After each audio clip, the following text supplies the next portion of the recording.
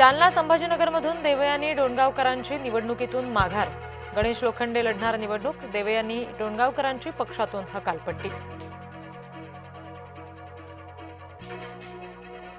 नागपूर विधान परिषदेमध्ये भाजप विरुद्ध काँग्रेस थेट सामना। भाजपचे डॉक्टर राजीव पोद्दार विरुद्ध काँग्रेसचे अतुल लोंढे अशी लढत।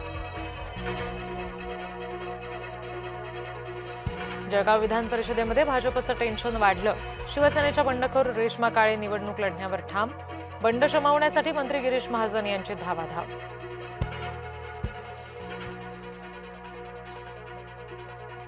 माझ्याच नेत्यांकडून आत्मविश्वास कमी करण्याचा प्रयत्न। मुलीच्या माघारीनंतर आमदार महेंद्र दळवी यांची पोस्ट। कोल्हापूरमध्ये उबाठामधील अंतर्गत वादाची पुन्हा चर्चा। रविकिरण इंगवले आणि मंजित मानेंची वादाची क्लिप व्हायरल। जय महाराष्ट्र या ऑडिओची पुष्टी करत नाही।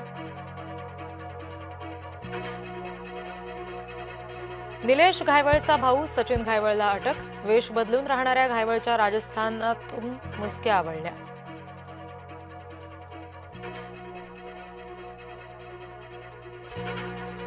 शाळा सुरू होण्याआधीच पालकांना दरवाढीचा शॉक। स्कूल बसच्या भाड्यामध्ये 15% वाढ। इंधनाचे दर वाढल्यामुळे स्कूल बस असोसिएशनचा निर्णय।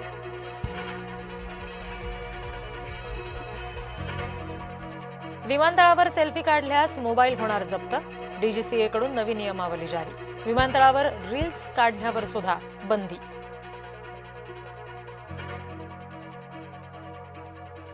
अहिल्यानगरच्या श्रीरामपूरमध्ये एटीएसची कारवाई। पाकिस्तानी गँगस्टरच्या संपर्कातील चौघे ताब्यात। संशयित तरुणांची 10 तास कसून चौकशी।